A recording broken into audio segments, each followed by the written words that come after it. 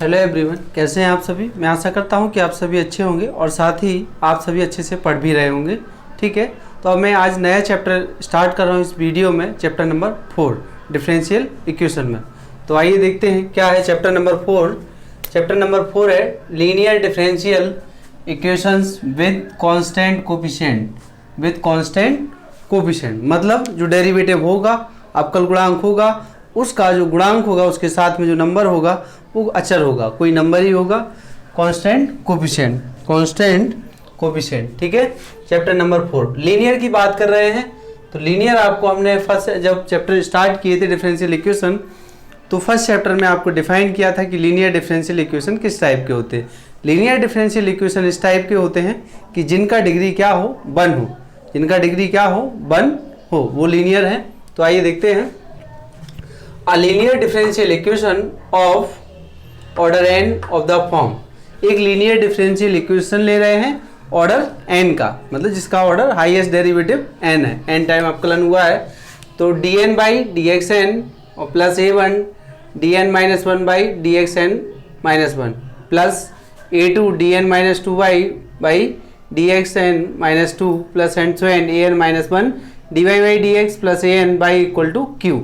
मतलब left hand side में भी वैल्यू होगी, राइट हैंड साइड में भी आपका वैल्यू होगा। Where a naught a1 a2 and so and an are constant coefficients and q is any function of x। जो q होगा वो किसका फंक्शन होगा, x का फंक्शन होगा। ठीक है, वही लिखा है constant and q is any function of x is called a linear differential equation with constant coefficient is called a linear differential equation with constant coefficients. Now ये डिफरेंशियल इक्वेशन है, इसको आप ऐसे भी लिख सकते हैं। फर्स्ट ईयर में आपने पढ़ा सक्सेसिव डिफरेंशिएशन, तो वहाँ हम लोग dy को इसको क्या लिख देते थे, तो इसको लिख सकते हैं। देखिए मैं थोड़ा सा यहाँ बता दे रहा हूँ आपको कि यहाँ क्या है आपके पास, dy इज इक्वल टू क्या लिखते थे, dy बाई dx। तो इसको आप ऐसे लिख सकते हैं। तो d power n plus a1 dn minus 1 by को मैं बाहर ले रहा हूँ। ठीक है, a2 d of power n minus 2 plus and so and an minus 1 और d plus an y is equal to q। Now अब देखिए इस टाइप का जो डिफरेंशियल इक्वेशन है, ये इक्वेशन 1 है आपका, और इस इक्वेशन 1 में आपको लेफ्ट हैंड साइड दिया है और राइट हैंड साइड दिया है, लेफ्ट हैंड साइड और राइट हैंड साइड। तो कई बार जो क्वेश्चन आएंगे वो ओनली लेफ्ट हैंड साइड, मतलब राइट हैंड साइड आपको 0 दिया होगा। q क्या होगा, कभी कभी 0 हो सकता है। तो जब q अकेला 0 होगा तो तब भी सॉल्यूशन फाइंड करना है, जब q 0 नहीं होगा तब भी हमें सॉल्यूशन फाइंड करना है। तो देखिए किस तरीके से फाइंड करना है। तो फर्स्ट केस है आपका इसमें कॉम्प्लीमेंट्री फंक्शन। ठीक है, और शॉर्टकट इसको बोलते हैं CF। तो ये है आपका कॉम्प्लीमेंट्री फंक्शन CF। तो CF में क्या होता है कि राइट हैंड साइड का जो वैल्यू q है वो 0 होता है। Let FD y is equal to 0, that is FD। ये हमारा क्या है, पूरा FD है। ठीक है, इस इक्वेशन को हम क्या बोल रहे हैं, इसको मैं लिख दे रहा हूं यहां पर FD y is equal to Q। इसको ऐसे भी लिख सकते हैं आप। नाउ तो let FD y is equal to 0, इसका लेफ्ट हैंड साइड टेक कर रहा हूं, राइट 0 ले रहा हूं। That is d power n plus a1 dn minus 1 plus a2 and so and an y is equal to 0। मैंने इसको इक्वेशन नंबर 1 दे दिया। अभी इक्वेशन 1 वैसे वो था, लेकिन इसको दे दिस इज इक्विवेलेंट टू। अब ये जो एक इक्वेशन आया है, ये दिस इज इक्विवेलेंट, ये किसके बराबर है, लगभग ये है इसी जैसा है। ये जो इक्वेशन है वो इसी जैसा है, आप देख लीजिए d minus m1 d minus m2 d minus m3 and so and d minus mn y is equal to 0। मतलब एक ये जो इक्वेशन है, इक्वेशन 1 बाई के अंदर, वो एक क्या होगा, वो एक ऐसा इक्वेशन है, या तो वो पावर 2 का इक्वेशन मतलब द्विघात समीकरण क्वाड्रेटिक इक्वेशन होगा। ये क्या हो सकता है, क्वाड्रेटिक हो सकता है, क्यूबिक हो सकता है, और फोर्थ पावर फिफ्थ पावर का एक इक्वेशन हो सकता है। जैसे हम लोग द्विघात समीकरण क्वाड्रेटिक इक्वेशन पढ़े हैं, उस टाइप से इक्वेशन आपको मिल सकता है। तो यहाँ हम मान रहे हैं कि इस सॉल्यूशन ये किसके बराबर है, इस फैक्टर के बराबर। पावर n है तो आप देख रहे हैं n टाइम फैक्टर में आ रहा है। d माइनस m1 ये किस e का फैक्टर है, d माइनस m2 ये भी c का फैक्टर है, d माइनस m3 ये भी c का फैक्टर है, and so and d minus mn भी इसका एक फैक्टर है। तो इसको this is equivalent to this y equal to 0। We can assume that a solution of equation 2 is of the form is of the form y equal your power mx, by equal your power mx, ठीक है। तो जो equation 2 है हम मान रहे हैं कि जो उसका सॉल्यूशन है किस फॉर्म में है, by equal your power mx के फॉर्म में है, ठीक है। तो देखिए अब आप कहें कि कैसे है by equal your power mx के फॉर्म में, तो मैं यहाँ सॉल्व करके आपको बता देता हूँ, ठीक है। देखें आप, मैं एक फैक्टर ले रहा हूँ, ओनली वन फैक्टर टेक करूँगा, बाकी आप समझ जाएंगे। d minus m1 y is equal to 0 if, तो ये कितना हो गया है, dy minus m y is equal to 0। अब आप देखिए यहाँ से आएगा, इसको लिखेंगे dy बाई dx और m1 y is equal to 0, okay. Now तो ये तो सेपरेबल है, dy by dx is equal to m1 y, तो इसको आप देखेंगे तो क्या होगा, dy y is equal to m1 और ये है dx। इसका इंटीग्रेशन कर दीजिए, इसका इंटीग्रेट करेंगे तो इंटीग्रेट करने पे क्या मिलेगा आपको, इंटीग्रेट करने पे मिलेगा log y is equal to ये आएगा m1 x प्लस का log c। तो log को लेफ्ट हैंड साइड लेके आओ तो y c log is equal to m1 x। यहाँ से क्या है, y c is equal to your power m1 x, y is equal to क्या आ गया, c your power m1 x। समझ में आया कि किस टाइप से मैंने एज्यूम कर लिया, मान लिया है कि उसका सॉल्यूशन है, ये उसका सॉल्यूशन है, ठीक है। तो देखिए ये उसका सॉल्यूशन होगा कि नहीं होगा वो आप देख लीजिए, इसमें यहाँ दिखाई नहीं दे रहा है आपको, देखें आप,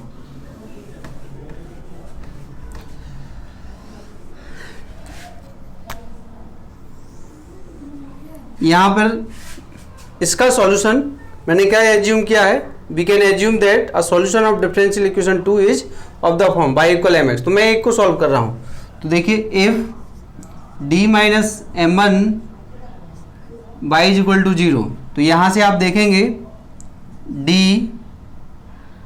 by minus m1 y is equal to 0, d y is equal to m1 y, ठीक है। इसके आगे मैं यहाँ तो dy by dx is equal to m1 y, तो यहाँ से dy बाई m1 dx। ना अब इसके बाद इंटीग्रेट कर लीजिए, इंटीग्रेट करेंगे तो क्या आएगा, log y is equal to m1 x plus log of c, ये है y c m1 x y c is equal to your power m1 x।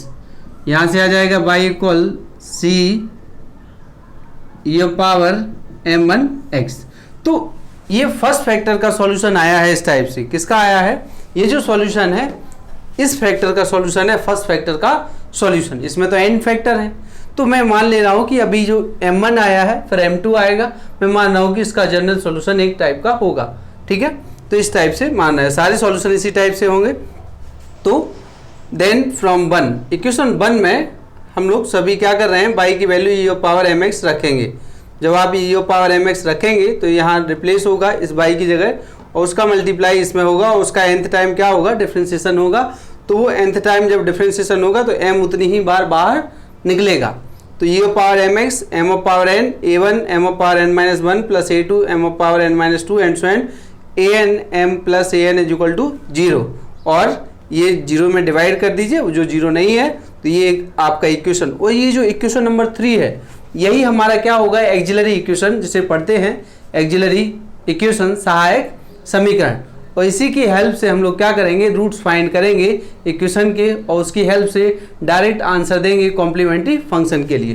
तो आइए देखते हैं equation 3 is called the auxiliary equation, short में लिखते हैं AE, ठीक है। And is obtain by putting d equal m in FD बराबर 0। और ये डायरेक्ट वैल्यू, ये जो इक्वेशन है डायरेक्ट फाइंड हो जाएगा कि हम d इक्वल अगर m इसमें पुट कर देते हैं तो हमें कौन सा, यही इक्वेशन मिलेगा। और जो इक्वेशन मिलेगा वो या तो क्वाड्रेटिक होगा या क्यूबिक होगा या फोर्थ या फिफ्थ पावर का होगा, जिसे हम लोग इजीली सॉल्व कर सकते हैं, जिसके फैक्टर फाइंड किए जा सकते हैं। नाउ अब फैक्टर, अब बात आती है फैक्टर फाइंड हो गए, मान के चलो 3 पावर का है तो 3 फैक्टर आएंगे, 4 पावर का है 4 फैक्टर आएंगे, 5 पावर का इक्वेशन है तो 5 फैक्टर आएंगे। अब फैक्टर किस किस टाइप के आप सभी जानते हैं कैसे हो सकते हैं। It will give in general n root से, हम मान के चल रहे हैं कि कोई जब n डिफरेंशियल nth पावर का डिफरेंशियल इक्वेशन है तो उसमें जो रूट्स आएंगे वो n आएंगे, ठीक है, मतलब 1 2 3 n तक। तो केस नंबर फर्स्ट है, if all the roots of auxiliary equation A E auxiliary equation are distinct, मतलब सभी जितने रूट्स दिए हैं वो सारे अगर अलग अलग हों तो उस कंडीशन में समी इक्वेशन नंबर 1 का जो सॉल्यूशन होगा वो क्या होगा, the general solution of equation 1 is y equal c1 e power m1x plus c2 e power m2x plus c3 e power m3x plus cn e power mnx। अगर different है तो सब अलग अलग कांस्टेंट के साथ आएंगे, जैसे मैंने यहाँ सॉल्व करके बताया, एक का ये हो गया, दूसरे का आएगा, फिर तीसरे का आएगा, और सारे जुड़ते जाएंगे। नाउ केस नंबर 2 है, if two roots of the auxiliary equation are equal, यदि आपके जो सहायक समीकरण है कि उसके जो रूट्स हैं वो अगर सेम आ गए, मान के चलिए कि m-1 का होल स्क्वायर इक्वेशन मिला तो m इक्वल 1 1 आएगा, उस कंडीशन में इफ m1 इक्वल m2 तो then the general solution of equation 1 is y equal c1 plus c2 x, ठीक है। सेकेंड टाइम में x और ये जो c1 plus c2 x e power m1 x, ठीक है। तो अगर 3 रूट सेम होते तो प्लस आता c3 x स्क्वायर, ठीक है ना, अगर 4 होते तो प्लस आता c4 x क्यूब, इस तरीके से आपको मिलेंगे। तो ये पावर m1x प्लस c3 ये पावर m3x प्लस cn ये पावर mnx, यहाँ 2 रूट सेम है, अगर 3 रूट्स होते तो मैं आपको बता रहा हूँ कि 3 रूट्स के लिए क्या, c1 c2x plus c3 x square, ये किसके लिए है, c3 x के लिए, फिर जो स्टार्ट होता c4 और m4 x प्लस इस टाइप से, ये 3 रूट्स के लिए जो सेम होंगे उनके लिए होगा। नाउ केस नंबर 3 है, अब फर्स्ट केस था कि डिफरेंट रूट होंगे, सेकंड केस था कि इक्वल रूट होंगे, थर्ड केस है कि अगर रूट्स कैसे हो गए, काल्पनिक हो गए, कॉम्प्लेक्स नंबर, तो then let m1 equal alpha plus iota beta and m2 equal alpha minus iota beta, then the general solution of equation 1 is y equal e power alpha x c1 cos beta x plus c2 sine beta x। अब आप कहेंगे sir ये कहाँ से आ गया, ठीक है ना, तो ये जो m1 और m2 का वैल्यू है, m1 और m2, हम केवल 2 की बात कर रहे हैं, 2 रूट्स की, सभी रूट्स की बात नहीं कर रहे हैं। 2 रूट्स अगर कॉम्प्लेक्स आ रहे हैं तो उनको अगर आप इन दोनों को टेक कर लीजिए, इतने टर्म को यहाँ पर, और फर्स्ट 2 टर्म में आप m1 की वैल्यू इतना रख दीजिए, m2 की वैल्यू यहाँ, और यूलर थ्योरम जो आपने बीएससी फर्स्ट ईयर ट्रिग्नोमेट्री में पढ़ा था उसकी हेल्प से यदि आप सॉल्व करेंगे तो आपको ये फाइंड हो जाएगा, ठीक है। तो इसको डायरेक्ट फॉर्म आपको याद रखना है, अगर ये नहीं बना पाते हैं तो मैं बता दूंगा। नेक्स्ट है केस नंबर 4 है, if a pair of the roots of the auxiliary equation are irrational.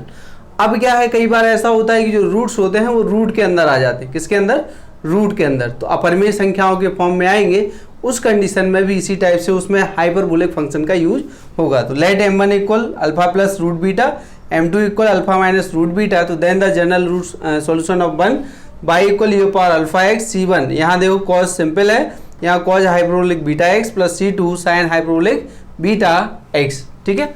और यहाँ अगर आपको कन्फ्यूजन हो रहा है कि अगर 2 रूट्स ऐसे हैं तो कैसे ये आया होगा, तो वो मैं आपको बता देता हूँ। यहाँ देखिए, यही बता देता हूँ एक, अगर इसको इस फॉर्म में कैसे लाएंगे, तो late c1 e power m1x c2 e power m2x, तो c1 m1 का वैल्यू कितना है, alpha plus iota B beta x, c2 e power alpha minus iota beta x, ठीक है। y is equal to c1 e power alpha x e power iota beta x plus c2 e power alpha x e power minus iota beta x। Now y is equal to, इन दोनों से देखो क्या common निकल रहा है, ये power alpha x, यहाँ क्या बचा है आपके c1 और e power iota beta x plus c2 minus beta x। Now y is equal to e power alpha x, इसमें आइलर थ्योरम ओपन कर दीजिए, तो ये क्या होगा, cos beta x plus i sine beta x plus c2 cos beta x plus i minus iota sine beta x, ये है आपका, ठीक। तो आप देख रहे हैं इन दोनों से क्या है, कॉस बीटा x कॉमन आ रहा है और वो c1 प्लस c2 एक नया कांस्टेंट हम मान के चल रहे हैं कि वो क्या है, c1 है। तो वो एक नया कांस्टेंट C1 हो गया। ऐसे इन दोनों C1 माइनस C2 आयोटा, वो भी हमारा एक नया कांस्टेंट क्या होगा, C2 होगा। और उसकी इन दोनों की हेल्प से इसको ऐसा लिख सकते हैं। ऐसे ही रेशनल नंबर में लिख दिए हैं तो कोई दिक्कत नहीं है। ये बहुत इंपॉर्टेंट है, इस चैप्टर में बहुत ज़्यादा एक्सरसाइज है, इसीलिए मैंने एक बार सभी फॉर्मूलों को आपको ड्राइव समझा दिया है, इसलिए सब अच्छे से इसको पढ़ लीजिएगा। देखिए चैप्टर नंबर 4 है लीनियर डिफरेंशियल इक्वेशन। जहाँ भी इसमें प्रॉब्लम कहीं हो तो आप बता दीजिएगा, ठीक है। इसका स्क्रीनशॉट लेके आप अच्छे से नोट्स बनाइए। तो फर्स्ट लेक्चर में चैप्टर नंबर 4 में इतना ही। नेक्स्ट वीडियो में मैं इसके क्वेश्चन करूँगा कॉम्प्लीमेंट्री फंक्शन के लिए। अच्छा, इसमें एक बात और, अगर Q होता तो फिर हम लोग इसके लिए पर्टिकुलर इंटीग्रल निकालना सीखेंगे, ठीक है। तो आज के लिए इतना ही। Thank you.